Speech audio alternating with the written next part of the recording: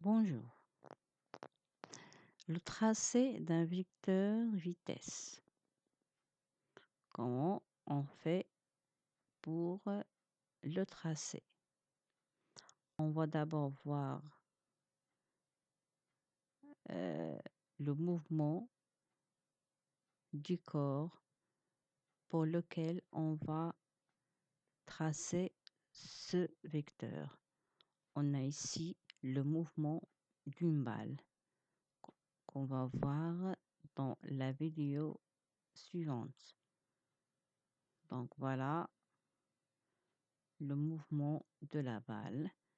Savoir que la durée entre deux flashs, c'est 80 millisecondes et que la masse de la balle est de 16 grammes. À ne pas oublier, bien sûr, l'échelle de distance qui montre que 2 cm correspond à 1 mètre. Voilà. Voilà, c'est le mouvement de la balle. Maintenant, on va revenir pour voir la trajectoire de la balle. Voilà. Donc, d'après la vidéo qu'on a vue, la trajectoire, ça va être de cette forme. Donc, la balle occupe à chaque instant une position bien déterminée. Comment faire pour donc tracer le vecteur vitesse pour une position? Donc, on sait que les caractéristiques d'un vecteur vitesse sont l'origine, le sens, la direction et la valeur. Alors, vous avez remarqué peut-être que ça ressemble aux caractéristiques d'une force, dans le cas d'une force. Sauf que pour la valeur, de la force, on l'appelle une intensité.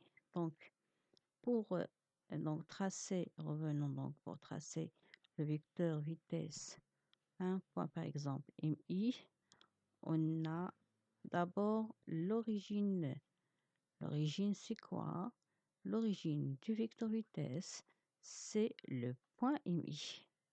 Donc, c'est ici que on a l'origine. Le sens. Donc, le sens, voilà, le sens de la vitesse, c'est celui du mouvement de m-1 vers m plus 1, c'est-à-dire du point qui est avant mi vers le point qui vient après mi, qui est mi plus 1. Donc ça, c'est le sens. La direction, c'est la direction de la droite, m est moins 1, mi plus 1. Et enfin, la longueur, qui est donc bien sûr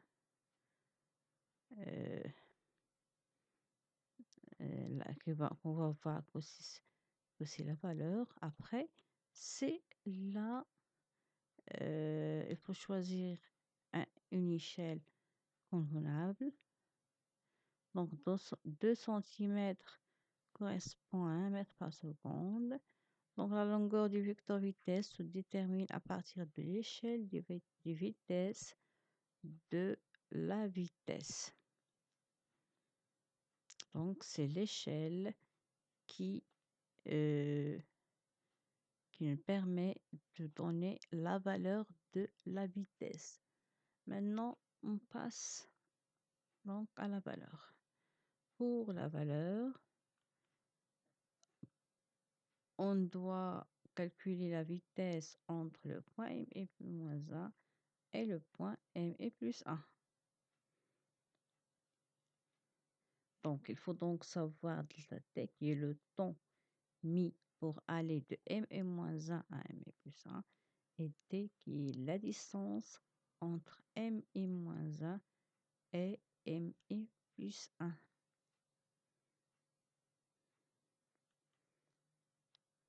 La valeur de la vitesse, donc on est toujours dans le calcul de la valeur de la vitesse. Delta t, c'est t est plus 1 moins t est moins 1. Et delta t, ça va donc être 2 fois tau, avec tau, comme on a dit, c'est égal à 80 millisecondes. La distance t, c'est bien sûr m est moins 1, m est plus 1. Et il faut tenir compte de l'échelle de la distance. Et enfin, on va donc calculer la valeur de la vitesse qui est d sur delta t, c'est-à-dire la distance parcourue sur le temps mis pour parcourir cette distance. C'est m est moins 1, m est plus 1 sur t est plus 1, t est moins 1. Conclusion. Donc voilà, on a tracé la vitesse V I. Bien sûr, en respectant l'échelle. Voilà.